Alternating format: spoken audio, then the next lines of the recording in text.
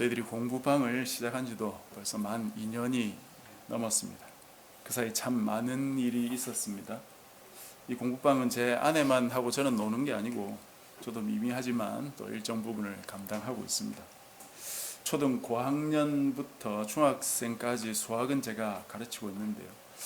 제가 비록 문과 출신이지만 수학을 싫어해서 문과를 간 게 아니고 신학을 하려고 문과를 선택한 것 뿐입니다. 학창시절 저는 수학을 좋아했고 수학의 어려운 문제들을 골머리 앓으면서 풀어내는 그런 걸 좀 즐겼습니다. 그리고 나름의 방법으로 수학을 정복하려고 애를 썼었어요. 저희 때는 이제 수학의 정석이라는 그 책을 가지고 공부했는데 예전에는 이 책이 기본 그리고 수1, 수2 이렇게 세 권으로 되어 있었거든요. 근데 요즘 얼마 전에 제가 보니까 이게 더 많이 쪼개졌더라고요. 책이 더 권수가 많아졌던데 제가 졸업하고도 사실 한동안 이 책이 참 너무 버리기 아까워가지고 책장에 꽂아두고 한 번씩 이렇게 쓰다듬고 만져보고 이렇게 참 제가 사랑하던 책이었는데 그 책을 버릴 때 진짜 얼마나 아까웠는지 몰라요. 그때는 뭐 다시 볼 일도 없을 것 같고 그냥 자리만 차지하는 것 같아서 버렸는데 이제 다시 수학을 가르치다 보니까 야 그때 그 책을 놔뒀었으면 얼마나 좋았을까 이런 생각도 가끔 나더라고요. 수학이라는 과목은 잘 모르는 분들은 아마 머리가 좋으면 잘할 것이다 그렇게 생각하지만 머리만큼 더 중요한 게 있다면 그건 반복 학습입니다. 계속해서 기본적인 숙지 사항을 공부하고 외우고 달달달 암기하고 있어야 되거든요. 수학이라는 과목은 간단하게 말하면 어떤 상황이나 사건을 숫자나 기호로 바꾸어 놓은 것에 불과하기 때문에 이 숫자나 기호로 규정해 놓은 그 약속에 익숙해 있어야 합니다. 그것이 되지 않으면 수학은 그냥 저 먼 나라 이야기밖에 안 되죠. 그렇기 때문에 그것을 반복적으로 학습해야 되는 것이에요. 그런 후에 그것과 관련된 어떤 새로운 유형들 문제들을 많이 풀어보면서 그런 것에 익숙해 가야 되는 것이지 이 순서를 무시해서는 결코 수학을 잘할 수 없습니다. 우리 믿음도 비슷한 것이죠. 믿음이라는 것이 우리에게 사실은 익숙한 것이 아니에요. 수학이 숫자와 기호로 된 약속이라면 믿음은 숫자나 기호도 없는 아예 눈에 보이지 않는 그 무언가를 붙들고 사는 거거든요. 단지 하나님이 주신 약속을 붙들고 살면서 하나님을 배워 나가는 것이에요. 그러니 수학보다는 훨씬 어려운 것이에요. 그렇다면 어떻게 해야 이 믿음을 잘 배워갈 수 있는가? 수학을 공부할 때처럼 계속해서 기본적인 정의나 정리를 반복 학습하고 숙지해야 된다는 것이에요. 그것이 믿음의 세계의 언어입니다. 오늘 말씀도 이 믿음에 대한 말씀인데 아마 여러분이 지금까지 믿음에 대해서 수없이 듣고 배우고 또 저도 설교를 해왔지만 오늘 다시 이 말씀을 통해서 믿음을 복습하고 또 점검하고 잘못된 것들은 또 고치는 그런 기회로 삼아야 되겠습니다.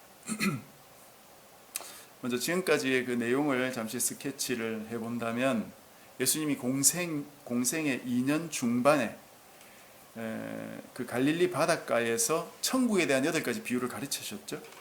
그리고서 바다를 건너서 거라사인 지방으로 가시다가 바다에서 폭풍을 만나가지고 그것을 잠잠케 하는 사건이 있었습니다. 거라사인 지방에서는 귀신 들린 자를 또 고쳐주셨고 그 이후에 다시 배를 타고 이 가버나움 쪽으로 돌아오셨어요. 그러니까 예수님이 오시니까 많은 사람들이 또 예수님을 찾아서 몰려 들어왔습니다. 여기까지가 오늘 말씀 이전의 배경입니다. 오늘 말씀은 지난주 본문을 품고 있죠. 지난주에는 사실 제가 이 부분을 별로 언급 안 했는데요. 오늘은 전체를 함께 보면서 이 혈루증 여인의 그 이야기도 의미를 가지게 될 것입니다. 지난주 말씀의 핵심을 다시 되새겨 본다면 역시 믿음에 있다고 하겠습니다. 12해를 혈루증으로 고생한 이 여인이 예수님의 옷가만 만져도 낫겠다라는 믿음으로 예수님의 옷가를 만졌을 때 참 놀랍게 치유를 받았습니다. 예수님이 이 여인을 찾으셔서 그가 치유받은 그 원인이 옷가를 만짐에 있는 것이 아니고 바로 너의 믿음에 있다. 그것을 명확하게 가르쳐 주셨던 것이죠. 오늘은 이 혈루증 여인의 이야기 앞 뒤를 장식하고 있는 회당장 야이로의 딸을 치유하는 내용이에요. 치유라기보다는 죽은 딸을 다시 살리는 내용입니다. 예수님께서 배 타고 건너오시자 이 회당장 야이로라는 사람이 예수님 발 아래에 엎드려서 자기 어린 딸을 고쳐달라고 그렇게 청원했습니다. 누가복음에 보면은 이 딸이 외딸이라고 나오는데요. 이 단어는 자식이 하나밖에 없는데 그게 딸이라는 말도 되고, 다른 아들들은 있지만 딸은 이 딸밖에 없다, 그런 의미로도 사용합니다. 어쨌든 딸은 하나밖에 없는 거죠. 하나밖에 없는 딸이 죽을 병에 걸려서 죽어가고 있어요. 마태복음에 보면은 이 딸이 벌써 죽은 걸로 그렇게 나오는데, 아직은 죽었다기보다는 혈루증 여인을 치료하실 때 약간 지체할 때 그때 죽었다고 보는 게 좋겠습니다. 이 회당장이 자신의 딸이 죽을 병에 걸린 것 때문에 예수님을 찾아왔다는 것은 아마도 마지막 희망으로 예수님께 온 것일 겁니다. 혈루증 여인처럼 여기저기 명의를 찾아서 도움을 받으려고 애쓰지 않았을까 하는 생각이 듭니다. 물론 본문에 이런 내용이 나오지 않지만 혈루증 여인을 볼 때 야이로도 그랬을 공산이 크죠.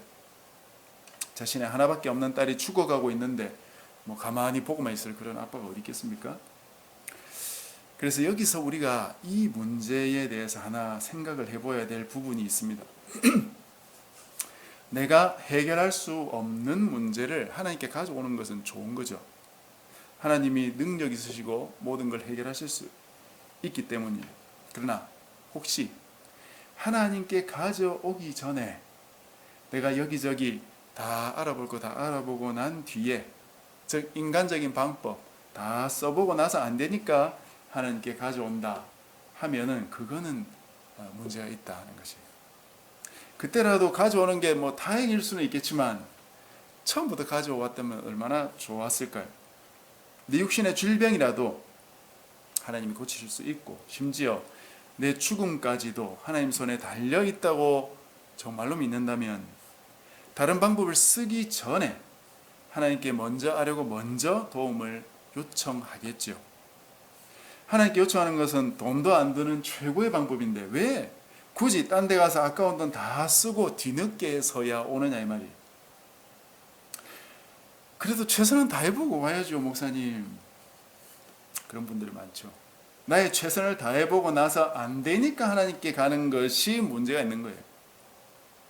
많은 사람들이 내가 할 수 있는 만큼은 다 해보고 그래도 안 될 때 하나님께 가야지, 최선도 다 안 해보고 덮어놓고 하나님께 도움을 요청하는 것은 좀 문제가 있는 태도가 아니냐, 좀 그 게으른 게 아니냐, 그렇게 생각하는 것 같습니다.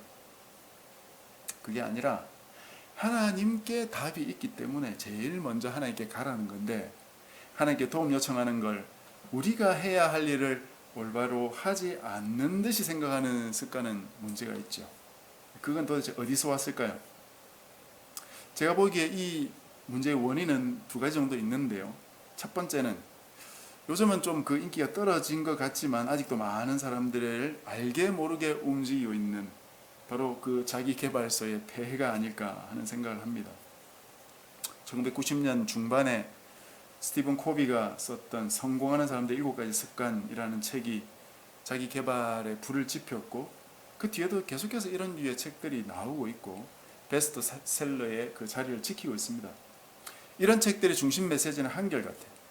자신의 약점을 찾고 그걸 보완하기만 하면 된다.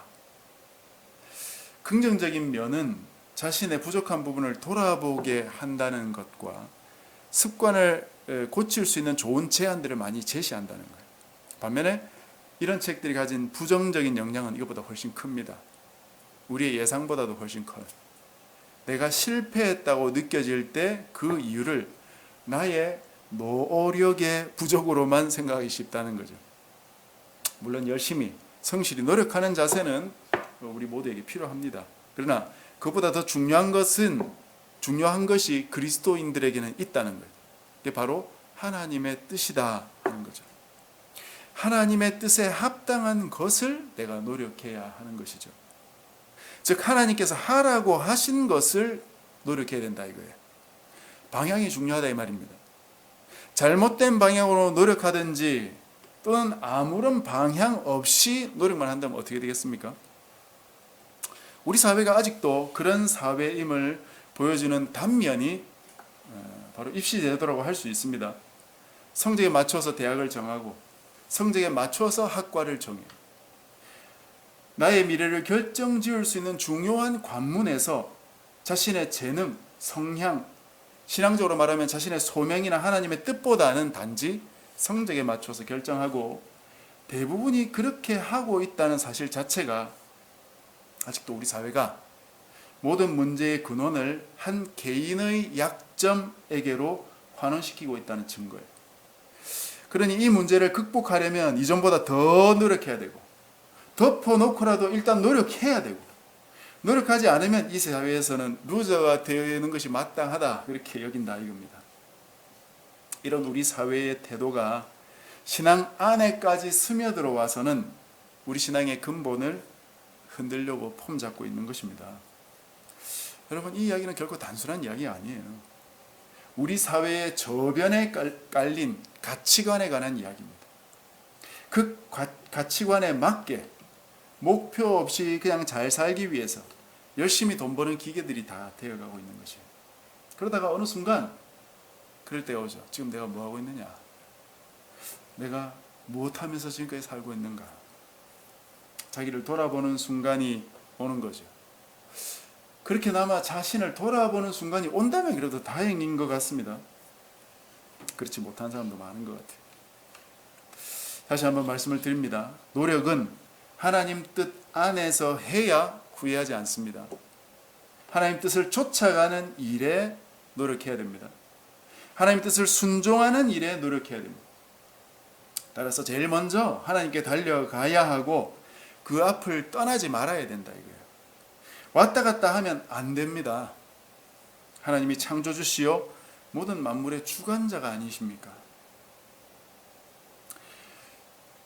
사람들이 처음부터 와서 하나님께 도움을 구하지 않고 다른 데 다 알아보고 나서 더 이상 방법이 없을 때 하나님께 오는 두 번째 이유는 하나님께서 정말 모든 문제를 해결하실 수 있을까 하는 믿음이 없기 때문이지 다른 이유가 아닙니다.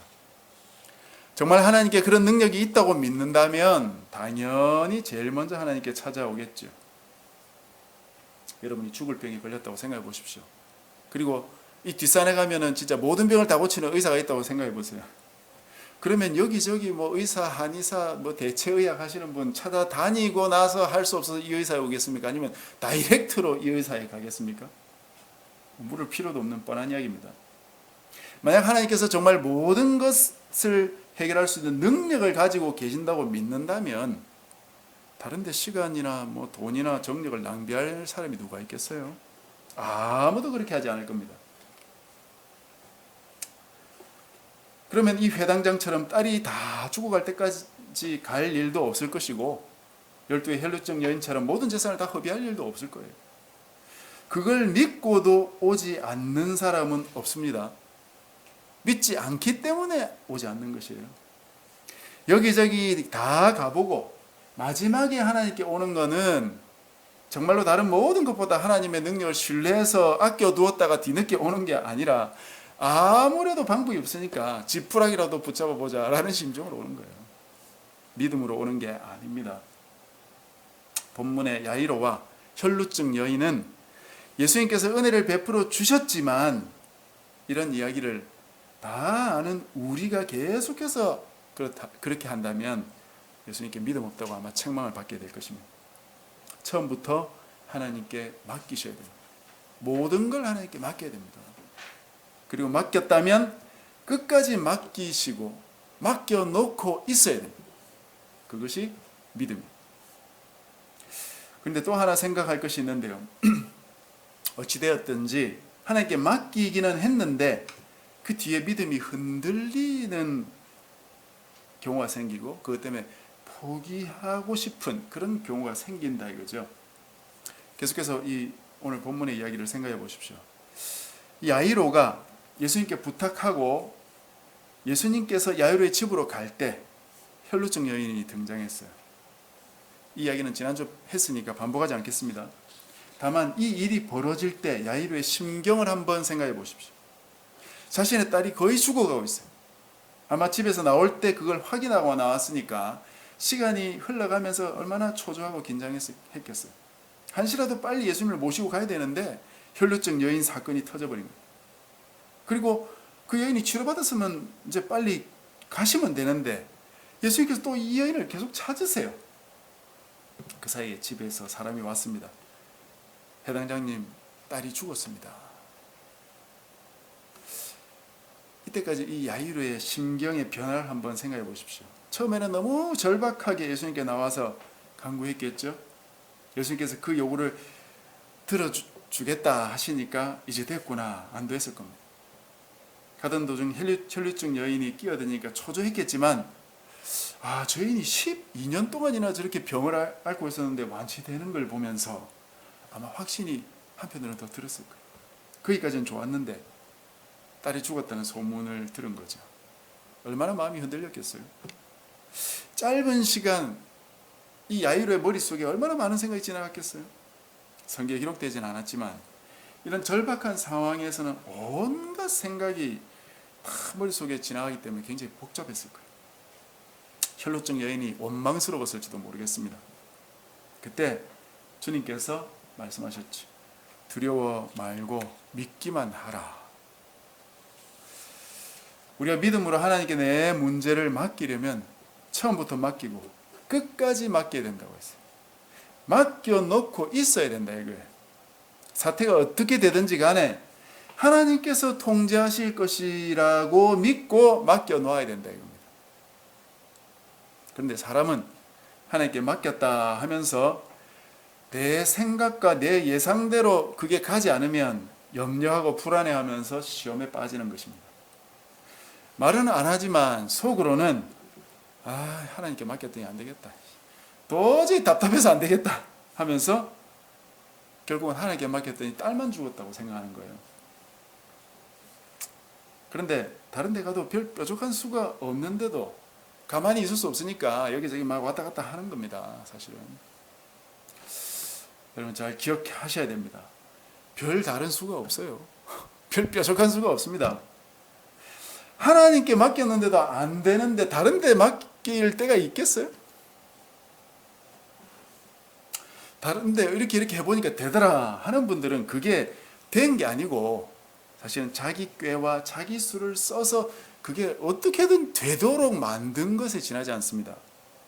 그것이 죄입니다. 딸이 죽더라도 하나님만 믿고 맡겨 놓아야지 딸이 죽었다고 믿음이 흔들려 딴 데 기웃거리면 안 된다는 것이에요. 그것이 지금 주님이 말씀하고 계신 것입니다.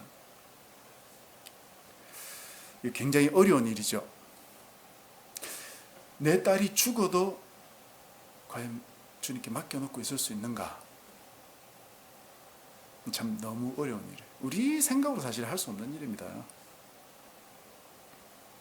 그러나 주님이 그걸 요구하세요. 이것이 우리가 배워야 될 믿음이에요. 우리가 볼 때 때로 하나님이 굉장히 야속하게 느껴지죠.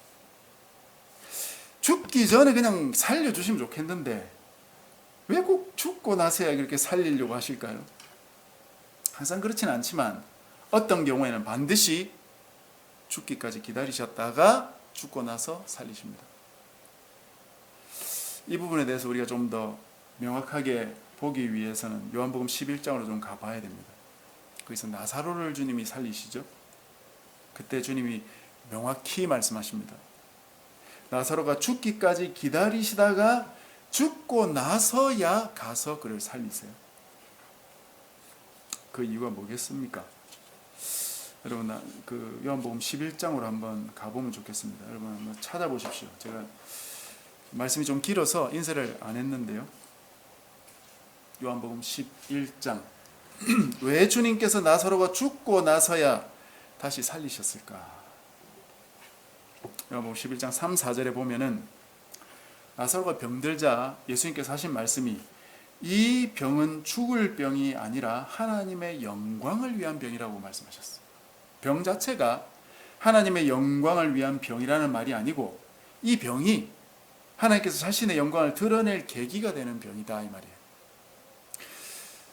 나사로가 죽고 나서 나사로의 집으로 가시면서 15절에 보면 이렇게 말씀하십니다. 내가 거기 있지 아니한 것을 너희를 위하여 기뻐한다고 하셨어요. 진짜 이상한 말씀이죠. 사랑한 친구가 죽었는데 주님은 기뻐한다고 말씀하시고,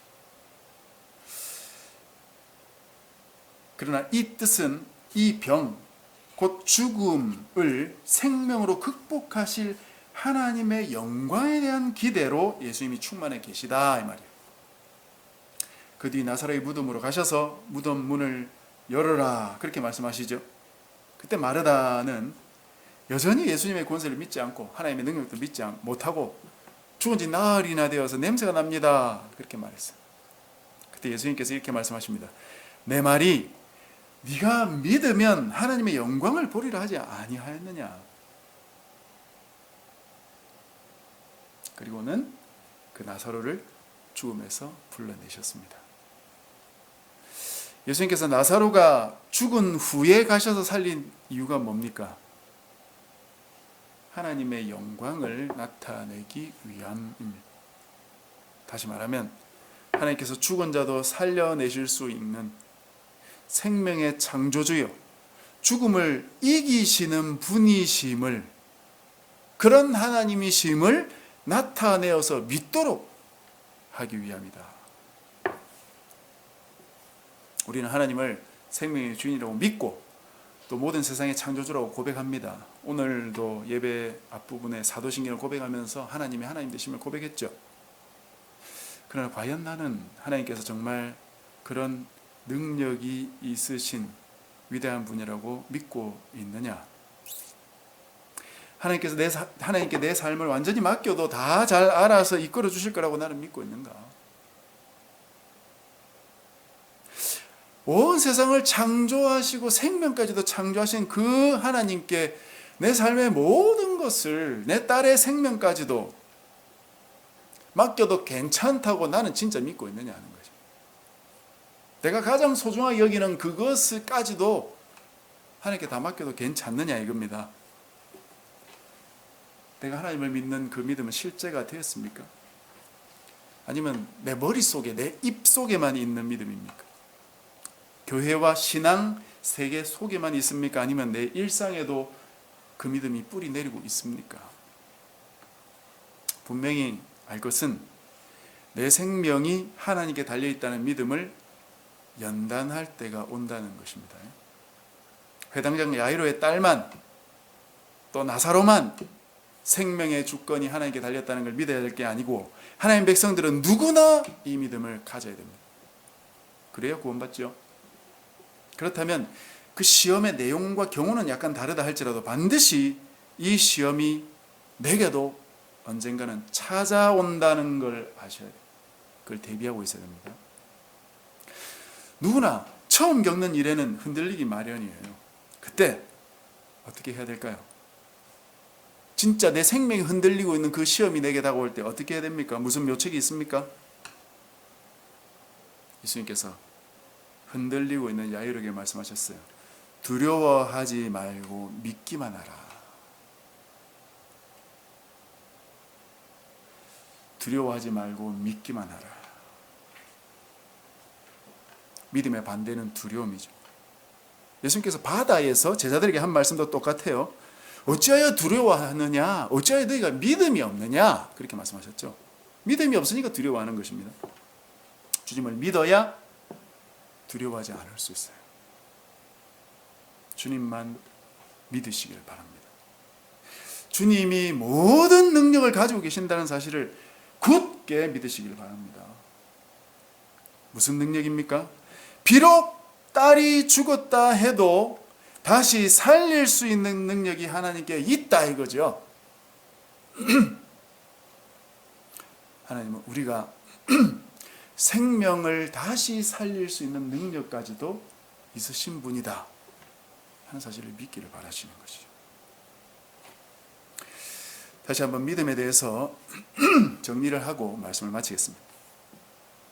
우리가 믿음을 시작할 때 아이처럼 정말 한 발짝 뗀 그 이후로부터 하나님은 우리를 믿음으로 계속 훈련하셔. 그러나 크고 장성해지면 더 큰 믿음을 우리에게 갖도록 하나님이 우리에게 그 길로 인도해 주셔요. 내가 그때까지 알고 있었던 하나님보다 더 크고 위대한 하나님, 결국 생명의 창조주시여 죽음까지도 이기시고 극복하실 수 있는, 죽은 사람까지도 부활시킬 수 있는 그 하나님을 믿기를 원하신다. 그 믿음을 우리 안에 세우실 때 흔들리고 걱정과 염려가 생길 수도 있습니다. 그러나 그때가 바로 주님을 붙들 때다. 두려워하지 말고 믿기만 하라. 두려움이 몰려올 때 딴 데 보지 말고 믿음으로 주님만 더 굳게 붙들라. 끝까지 두려워하지 말고 주님만 믿고 있으면 된다.